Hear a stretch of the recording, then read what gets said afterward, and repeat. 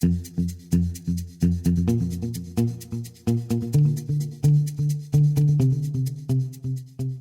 welcome back, fellow innovators. This is Patrick Emmons. And this is Shelli Nelson. Welcome to Innovation and the Digital Enterprise podcast, where we interview successful visionaries and leaders, giving you an insight into how they drive and support innovation within their organizations. We are really excited about our guest today, Anne Madea. Anne most recently served as the EVP and CIO of HSBC US. She has over 20 years of experience in technology. Anne started at Household International, which is headquartered here in Chicago. She actually began as a programmer and moved up the ranks to senior manager of software development. And from there, she continued to climb the ladder and was accountable for over 1,500 people in the U.S. and in locations all over the world supporting the U.S. strategy. She was accountable for a $450 million U.S. budget. Anne is a very passionate leader who has held U.S., Americas, and global technology roles while continuously delivering business value. Her focus is on strategy, execution and delivery, operations, and managing constant change in a matrix environment while leading technology and business transformation. Equally as important, Anne is passionate about women and girls in technology and is a frequent speaker, mentor, and coach dedicated to the advancement of women in business and technology. We are very excited to have her on the show today to share some of her successes and, just as importantly, some of her failures. Hi, Anne. Welcome to the show. Hi, Shelli. Thank you. Thank you for having me. So, Anne, if you don't mind, I know when we talked before, you were talking about some of the big transformations that have gone on under your watch over the last about 2 years. Yeah, 2-3 years. Yeah. What did you tell us about that? Sure, absolutely. So the thing about my companies, both Household and HSBC, is it never stops changing. And that's really something that I've enjoyed over my career. We are always on the move, always doing something different, always trying to change up the business, impacting our customers in a good way, trying to make things better for our customers. So we've had a couple of really big initiatives. One of them was obviously the sale of our credit card business to Capital One. And that was probably about 5 years ago. So that was a major initiative. And the most recent one is a program where we changed out a lot of our systems and our applications in the United States.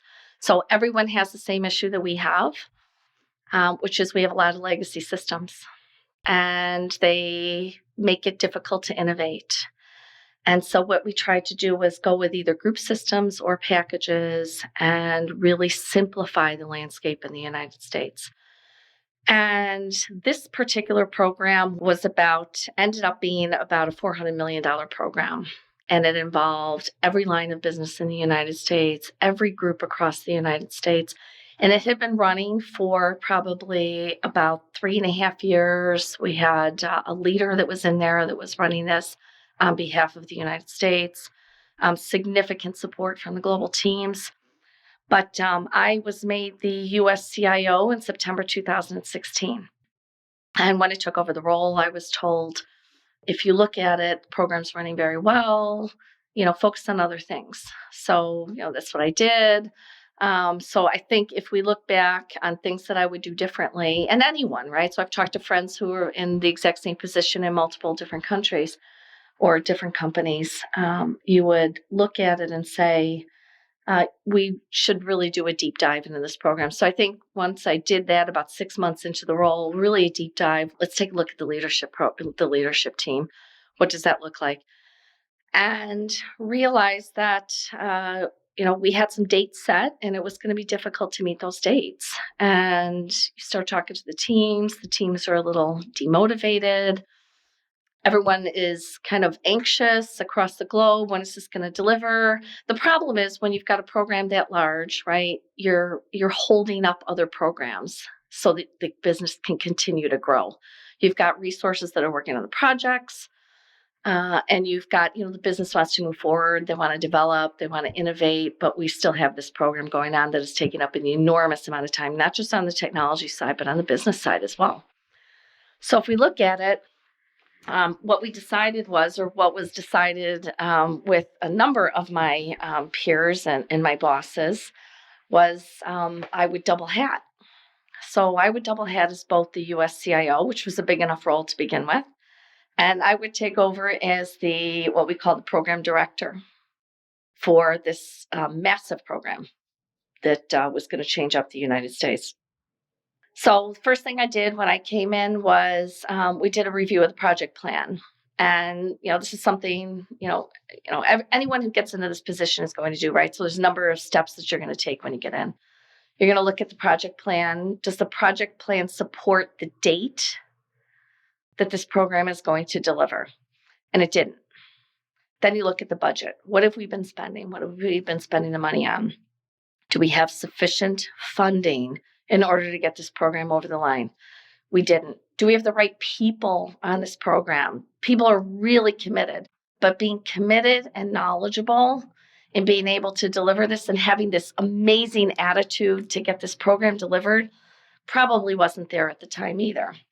We had good leadership in there, but maybe it wasn't the right leadership at the time. So once you do the deep dive, you start looking at it and realizing that you really do have to make some changes. And I knew going into this that this program had to be successful, regardless of what I did. This program really had to be successful, but it had to be successful for the people on the ground. Some of these people had been working on this. I went back and some of these people had been in the very first meeting 4 years prior. They had been in the very first meeting.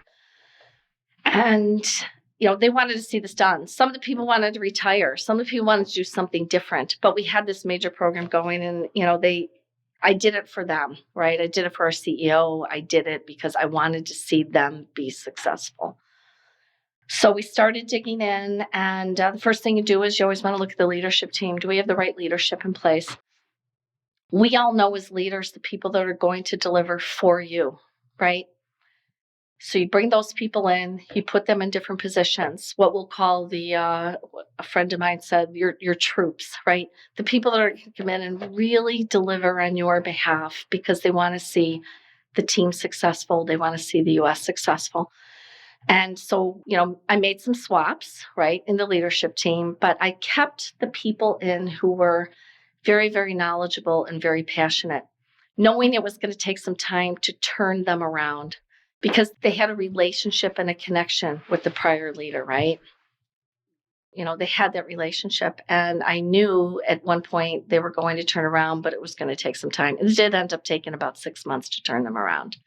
And then everybody was really joined up. So when you talk about storming, forming, norming, and performing that we all learned in our management classes in college, it really, really, that's how this worked.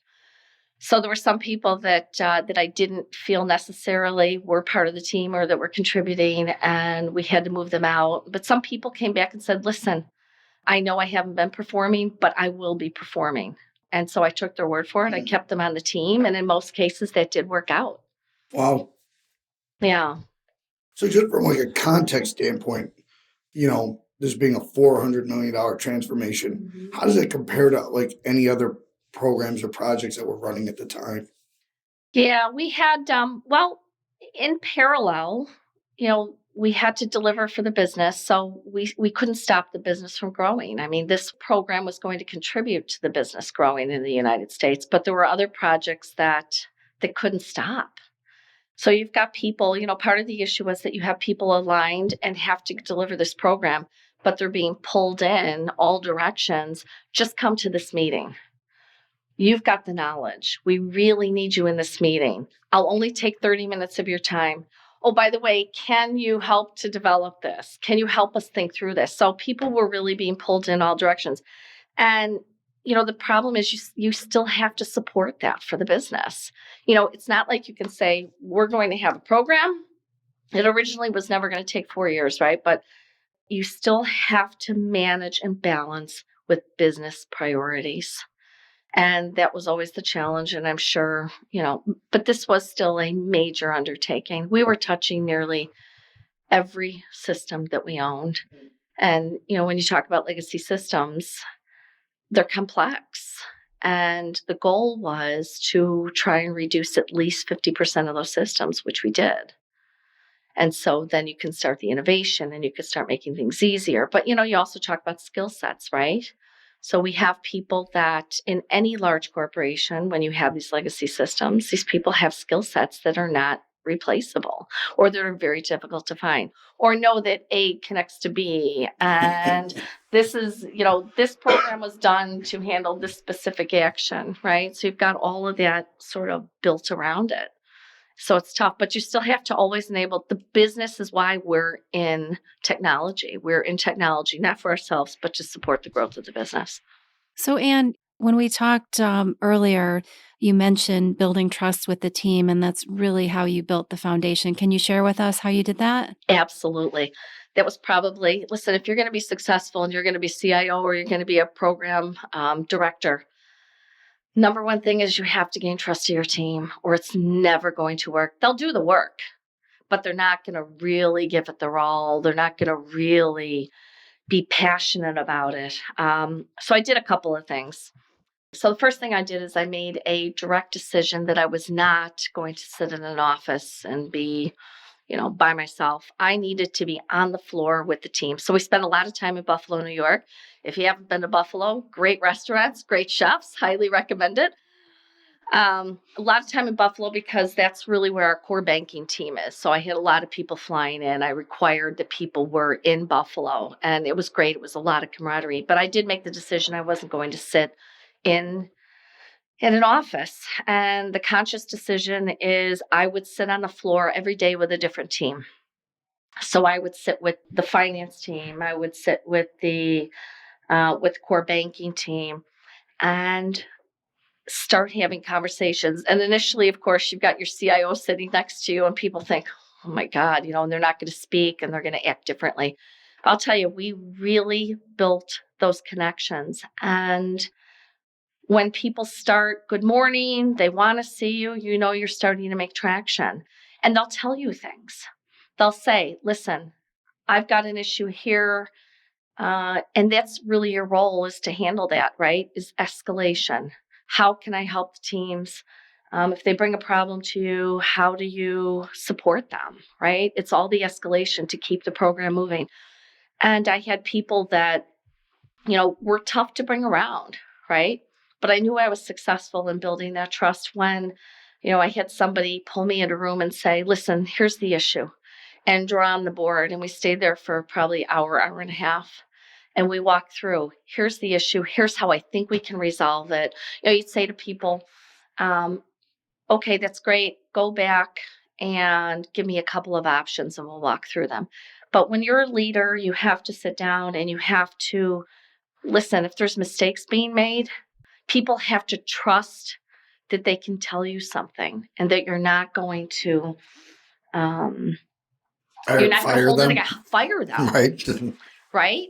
Right. I mean, that's how this works. If you're going to build an innovative team and an organization and have any hope of doing that, people are going to make mistakes and they have to be able to trust you.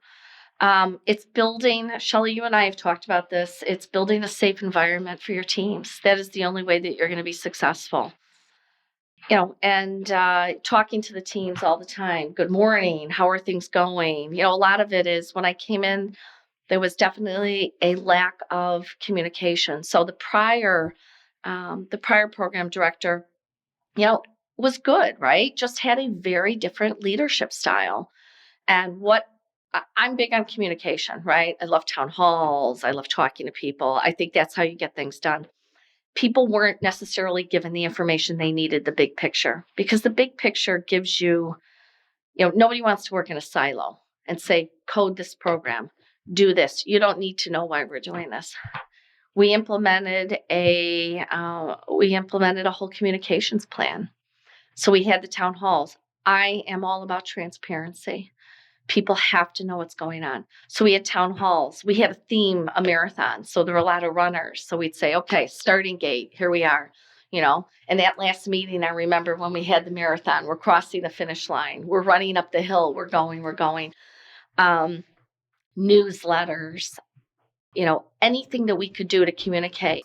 Nobody wants to work in a silo. They want to know how they are contributing to the success of this program. That's what they want to know. And so the whole communication plan was laid out and you could see people starting to open up. And, they started trusting, right? They knew that we were here. About 6 weeks before we went live, I had people coming up to me. So, of course, with a program that large, we had external consultants. We had a lot of people that had been there a long time. And I was finally getting the feedback that, so it took some time. 6 weeks before we went live, this is the first time they believe this program's really going to go. Wow. Yeah. 9 dress rehearsals. We would go there for weekends. We'd start the dress rehearsals Friday night, run through Sunday afternoon, really built a team culture. And it was one of the best things I've ever done. I didn't think so at the time. That was tough. Right? That was really I was tough. going to say, you make it sound so easy. This is such a huge endeavor. Most people won't face this in their entire career. So I'm just curious, at any point, were you just ready to give up? I mean, there had to be some moments where it was just so overwhelming. Yeah, it was definitely overwhelming, especially when you're traveling every single week and you have a day job, which is the CIO of the United States. The good news is I brought in people who I trust beyond anything, and people I've worked with almost my entire career. Oh, people like Sherry Vesper, people like Hyun Ko, people like Ken Dines, really remarkable people who delivered this program on our behalf. And I trusted them implicitly. Yeah, there were times you were really down. Somebody would say, this isn't going to work. And you'd have to pull everyone into a room for 4 hours and start drawing on the board. If I heard one more time, this isn't going to work. There were days, you thought, oh my gosh, this is really complex. Talk about moving dates. So the big thing also when I came in, there was a date set, and we quickly realized that date was just not going to happen.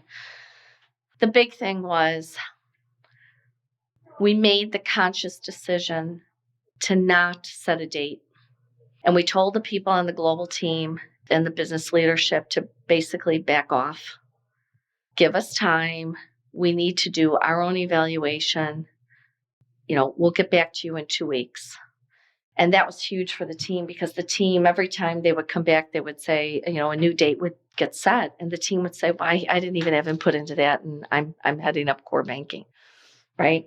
So what we did is we sat down and we refused to publish a new date until we were 100% comfortable. Now, granted, the date changed one more time, which is fine, but we made the conscious decision not to do that. And that was a big deal for the teams, that we gave them time, let them have their input, let them build the team, let them build the plan.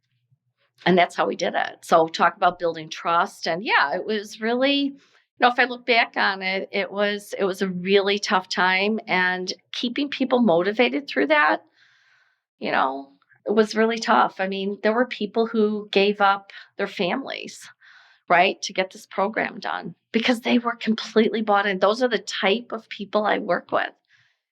That is the leadership I needed to see. And wow, did they come through.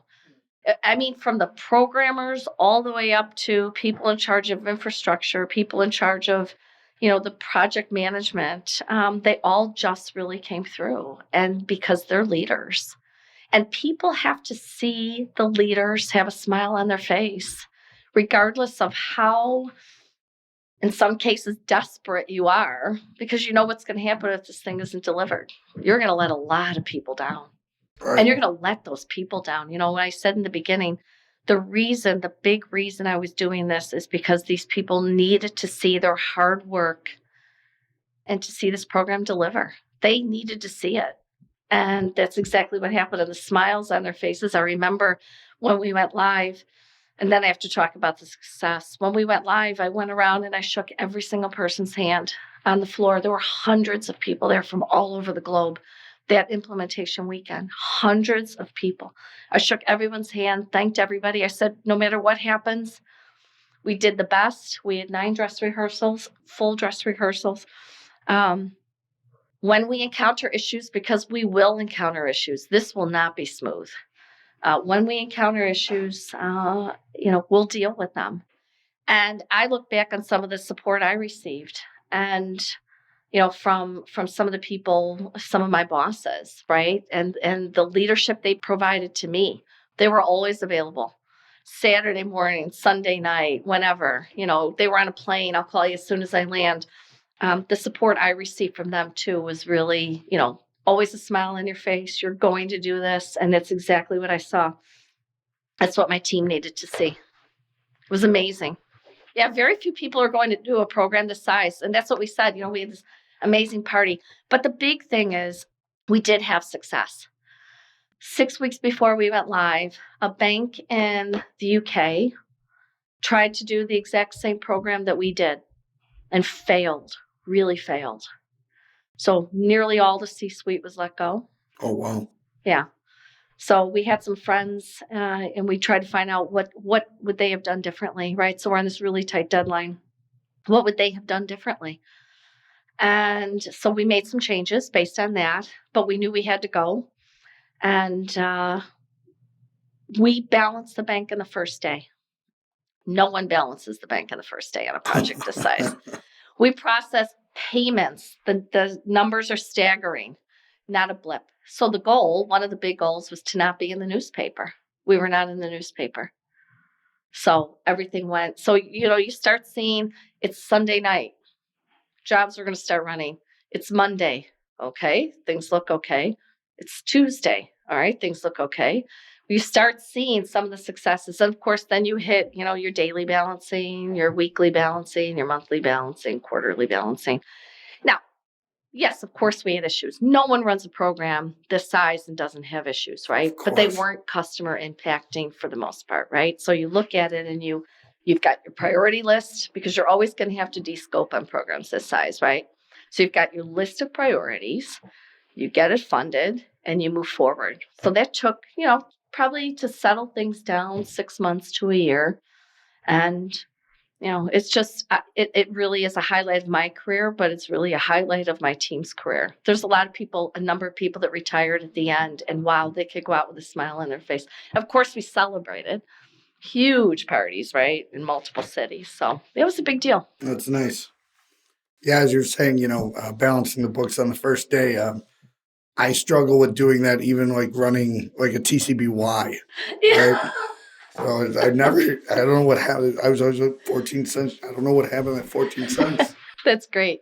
So what are some of the big lessons learned about, like, what are some of those strategic things that you put in place as you're getting started? You're obviously the resetting calendars, having new eyes, getting the team in place. What are some of those unintended learnings or education, things that happened that you said, wow, I wouldn't have imagined? Yeah. When you take over a new role, like a CIO role, you make your list of priorities and you understand what the priorities are for the business. And you step back, and I think the things that would have changed is that deep dive would have happened a lot sooner than it did. Okay. Right. So I was being given, feedback, because people really and truly believe this. The leaders at the time really believe this program is going well, which is fine. But I think it's really, when you take over that new role, you really do, have the teams do those deep dives and walk you through. And in most cases, all the programs I've done over my career, right, where we sold the credit card business, we implemented new AR systems, lots of awards, team awards for all of those that I've done in my 20 plus years between household and HSBC. Really looking at the plans and what it's going to take and challenging and questioning, asking the right questions. Have you thought through everything? Because a lot of people that are at our levels right now, we've got that type of experience. We know the questions that we should be asking. So I think definitely having done that earlier was a big learning. That's great. Funny enough, we recently had Gene Kim of the Unicorn Project on. The interesting part about that story is it's told from the other side, where the chief product officer, who's supposed to be surfacing, right, doing that deep dive, is doing everything that they can to create false dates and false expectations and, managing up to the CEO. right? That's a pretty common occurrence, Yeah. right? Yeah. So the digging in deep and really being honest about what you're seeing with clear eyes, not hope, Right. right? With clear eyes, it's right. And my philosophy is everyone has the best intentions. Everyone goes into work every single morning believing they know what's happening and believing they are doing the right thing and believing that they have the right type of leadership to get that program done. There are very, very few exceptions to that. But that fresh set of eyes, really challenging and really thinking through it, you might see things differently. And some people may have been on a program too long. I've seen it, like I said, back in the household days, I've seen it on projects and on programs where, people believe, and maybe they don't even have the experience to do it, right? I mean, maybe you do need to put somebody new in and somebody with fresh eyes to do that, but they may really not have the experience necessary to run that program. I remember there was a program turned over to me in years and years ago, and the program was in trouble, and the person was gonna be off doing something else, which was fine. It was turned over to me, and I got a spreadsheet that had 3 cells in it. That was the budget. I was like, well, what have you been spending the money on? How did we spend this much money? What does it look like? In a project plan with like 10 lines in it. And you think, wow, like nobody saw that, right? And were they really well formatted? I mean, were they like color coded? Some kind of they were not color coded. If you're only going to make them count if you only get a 3. I mean, they were able to explain it, certainly. Right. But, you want to see some documentation. I want to see things written down, right? I want to be able to go through there, with a cup of coffee, sitting in an office and kind of digesting this, And, so I think everyone has different management styles, different leadership styles, and, everyone does have the best intentions, but it's up to the leaders of the organization to challenge what they're seeing. That's our role. That's awesome. So is that from like a personality type? Because I wrestle with this of leadership, the influencers, the motivators, and then the detail people, right? So where do you fall? Are you lean more towards the motivator? Do you lean more towards the detail person? I am we will get it done. Go team. I am very much, but we need all different personalities.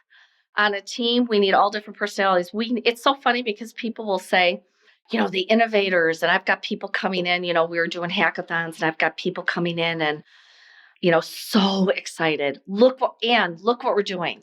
This is so exciting. We've got a hackathon. Here's what we're doing. Here's what we're presenting. Here, introducing me to the teams. And you can just see that passion. And that just pumps me up. But every town hall I do, right? Every town hall and everything, I always start out with thank you to the people that are behind the scenes getting the job done. The people that are keeping our systems up and running, the people that are doing the patching over the weekends. So you always have to remember that everybody has a different role. Some will be more vocal than others. Some will be less vocal than others. But you have to recognize that everyone in the organization has a role and you have to respect everyone's role. I don't want everybody out there chatting, right? There are some people who will lead and drive, but there are some people who are going to be heads down doing the programming and understanding how the systems are all integrated. You've got people, and we need those people. And then you've got people that are sitting, that have the ability to have great relationships with the business partners. They know exactly what to present. They know the questions the business is going to ask. They know and understand how the business is going to be growing and IT's role to help the business grow. So everyone in the organization has a different role, and you have to recognize that and reward that. It's not always the people that are doing the talking, that are doing the presenting, that are always speaking in the meetings. You've got people around that table. It's our job as leaders to pull them in. And some people, they just wait to talk, right? Like there's some people, maybe some people like me, who can't wait to talk, who loves the sound of their own voice, right? Like, and I get it. But I had this uncle who would wait till like everybody else would say things. Everybody can't wait to talk. I have an uncle that waited till everybody else was done, and then the things that would come out of his mouth were just pure gold. right? See? And I agree with you. For a leader, recognize who these people are. You need the instigators to get the party started, right? Get the talkers talking, and then develop a trick, a tool to get them to stop talking. That's right. And then engage the ones that, are just sitting back and processing, because you're going to get some real magic out of those folks. That's exactly right. And I don't think we do a good enough job in identifying and pulling those people in. Because you're right. There are a lot of people around that room who are observing and who have things to say, but they want to hear. It's those different personality styles. And sometimes, other people have said, what maybe they waited too long or whatever. And I always tell some people that are afraid to speak right in the beginning. Because otherwise you're going to be thinking about it. When is the time to jump in, right? When is it going to be time?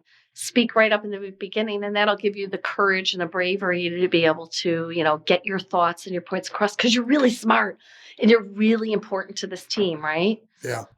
So mine is very much I reread one of my cards last night, is like pom-pom and cheerleader, and we're going to get this done, and the motivator. And that's what I love to do. And I love to see building relationships with people. That's the fun part of my job. I love that.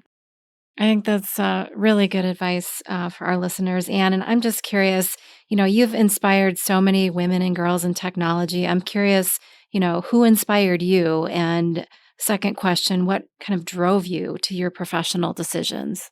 God, great question, Shelli. Yeah, it's trying to identify, it would be so easy to say, I don't want to be the CIO. Something in me that says I wanted to be that CIO, and I had always wanted to be that CIO. I tell the story that I was in college at UIC, actually, local here. I was in a management class, and one of our professors said, so who wants to be in the C-suite? And I thought, yeah, that's me. Yep, I'd like to be in the C-suite. And I raised my hand. There were probably 3 or 4 of us. And so I knew back then when I was in college, but, I was a biology major, and I love science, biology, chemistry, anything to do with science.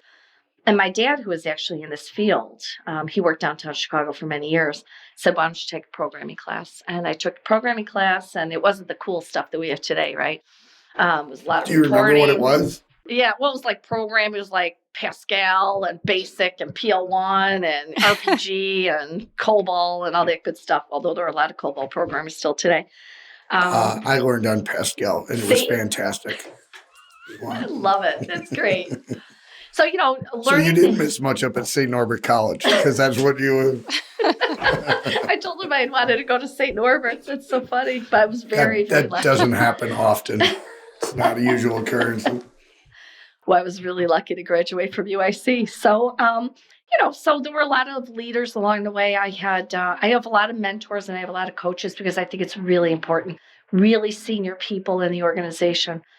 And I had some really good bosses who, I always tell people, you can be heads down doing your job, but you really have to be communicating what you want to do and what you want to be when you grow up. It's just really important. Nobody's going to be able to read your mind.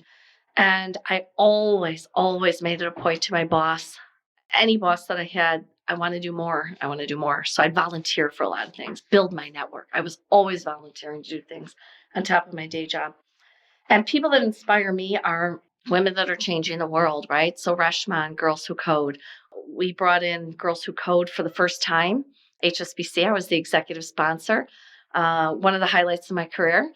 We brought 21 junior and senior girls into our headquarters at 5th Avenue and 40th, and 7 weeks, and talk about inspirational. And you see what they're up against today. They're taking classes, and not every class, of course, but some of the stories, one girl was the only girl in her engineering class, and they didn't speak to her. And it took her weeks to prove her worth and her value in that class. That's really unfortunate. And she's only a junior. So you look back and go, oh my gosh, what are these girls facing in high school? And then how are they going to face it in college and when they get out to the workforce? And, corporate America isn't easy. And it's really tough. And there's a lot of competition. You have to be really good at what you do. But I am inspired by, people that work really hard. and really smart people and people that are passionate about what they do and people who want to make a difference in the world. And, one of my big passions is women and girls in technology. And like I said, bringing those girls in and hearing their stories and, they're still connecting with me. How are you? Can you be a reference for me on my college application? Just checking in at Christmas and absolutely amazing. I see what UIC is doing with women. They just got a big grant from the Melinda Gates Foundation. UIC, the population of people that are applying to the program has quadrupled since 2012. And the dean over there, Pete Nelson, is absolutely doing an amazing job over at UIC. So we just got this huge grant that literally is going to change the face of Chicago. I don't know if many people realize that. Well, I saw something about that. Yeah. How much money was that? Well, they're not saying. No, okay. And I'm actually on the board for which is, I'm just thrilled about. I'm on the board for the College of Engineering, the advisory board. So they're not saying, but it is an investment in Chicago for both UIC and looking at cities outside of San Francisco. So New York at Cornell University with Judy, was the first outside of San Francisco, and now Chicago. So we're absolutely, it is a big deal for Chicago that there is this investment going on from the Gates Foundation. Just curious, Anne, a lot of people, I'm sure some of the girls and the women you mentor ask you for advice. What's the best piece of advice you've given? Oh, I love to do that. I just spoke to a group through ARA, to a group of 80 women, and there were a lot of younger girls there. And they said, they asked the exact same question, Shelli. It's so important. I think not staying in the same role, and I'll probably be very controversial, but probably not staying in the same company. I think you have to move around. I think you have to get different experiences with different bosses, with different colleagues, with different teams. I think you should be working in large organizations, small organizations, medium, startups. I think like I said, you should have the different experiences working with different organizations. I think you need mentors and coaches. I do believe, though, and this is my view, that coaching is sometimes used as an excuse to not promote women. Something's wrong with you. So I'm very careful when I tell the girls, when you get a coach or you get a mentor, that it is not used against you for, not promoting you within an organization. You're reaching out for help. I always say there's a lot of men that I see that need coaching and mentoring as much as the women or more, if I'm being truthful, right? So that's what I say. And really, the other big thing is know your value on the market. You always, every year, you should be evaluating what your market value is. You should know exactly what you're worth. And I think that by moving around, I think, getting those different experiences that you're going to keep up with the market more than maybe staying with the company for a very long time. I think that's really important.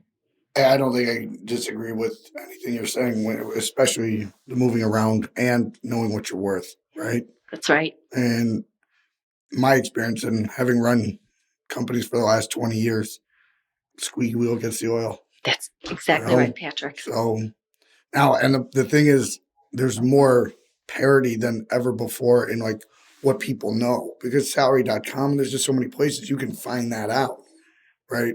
And then you've got to, there's the challenge of like, am I a good one? Am I not a good one? Where am I on the spectrum? But that's right. There's a lot of clarity out there that you can leverage and say, look, this is fair. I'm just looking for what's fair. Right? What's fair? Right. That's exactly right. What is fair? Well, because money doesn't make people happy. I think we all know that, right? It can make you feel respected, right, and appreciated, but it's never going to make you really happy. Nobody's like, at one point, my last company, we had a survey. One of the questions was, I feel like I'm being fairly compensated for my role. It's a dumb question. Who's going to answer yes, right? Like, of course I want more money. Who doesn't want more money? Of course. But it is being fair, and that is I've used that. I have used that throughout my career, my 20-year career. When you have those conversations with your boss, I want to be paid fairly, right? This person should be paid fairly for what they're doing. I love that word. Yeah.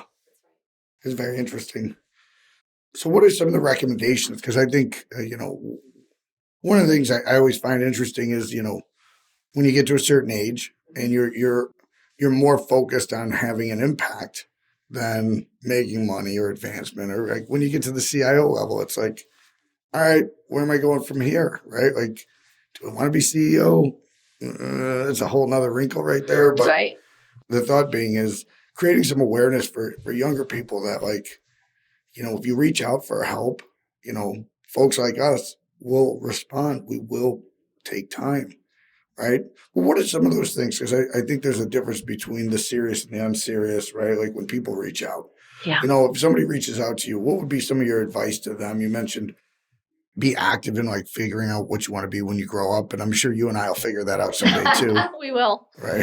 Shelli, right? Someday we'll get this I'm right. a long way away. Right. That's right. But it's not so much that you have the answer, but that you're in pursuit, right? That's right. And that you come in prepared with some idea.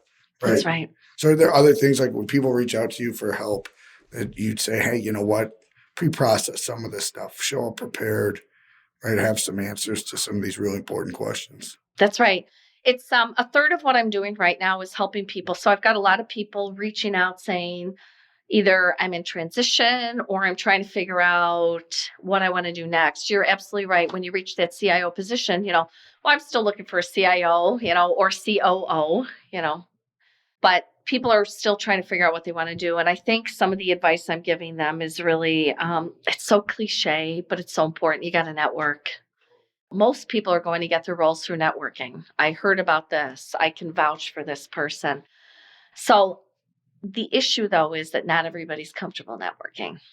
And so they really have to, it's a lot of work for some people to network. I love networking. I love talking to people. Right. I love building relationships. Back in Chicago and, rebuilding everything that's happened, all the relationships in Chicago and seeing what's going on, a great tech city. But not everybody's comfortable doing that, but they're going to have to get comfortable doing that. I've got people calling me out of the blue saying, oh, I heard about you. So-and-so made an introduction.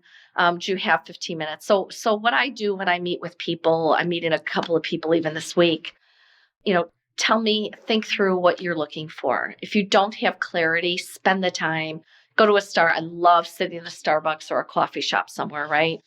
And what is the type of company I'm looking for, right? Is it a large company? Is it a medium company? And the medium-sized companies, you can maybe make more of a difference, right? You can have that impact, maybe more than you can in this massive global organization.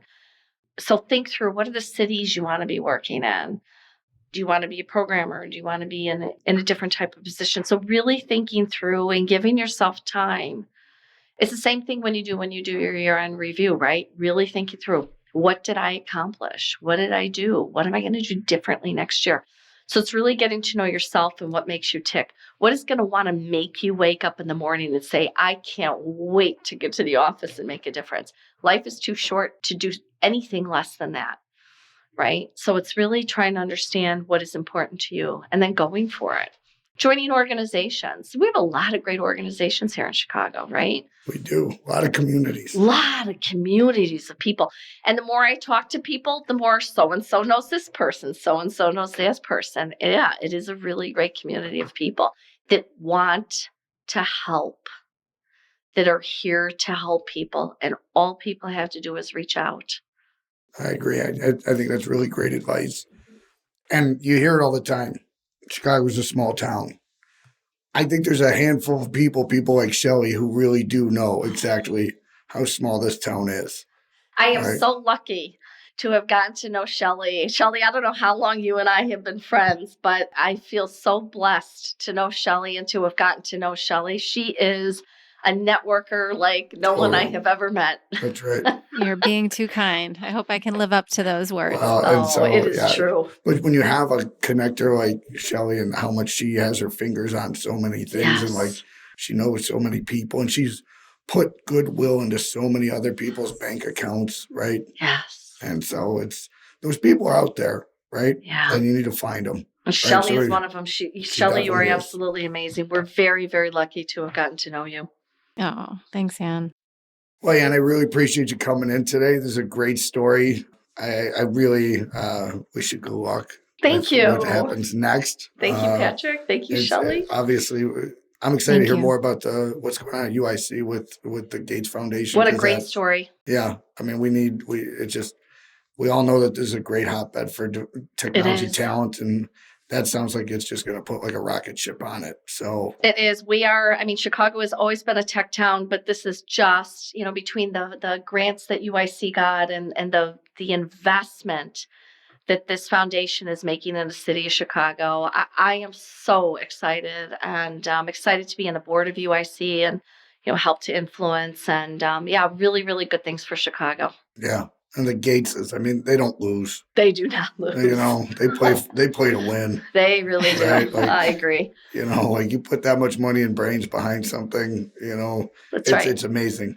Yeah. When you think about the legacy of the Gates family, right? Somebody said it the other day, and in less than a generation, nobody will know who Steve Jobs is, but everybody will know who Bill Gates was. They're changing the world. Yeah. Polio, everything. It's just absolutely amazing.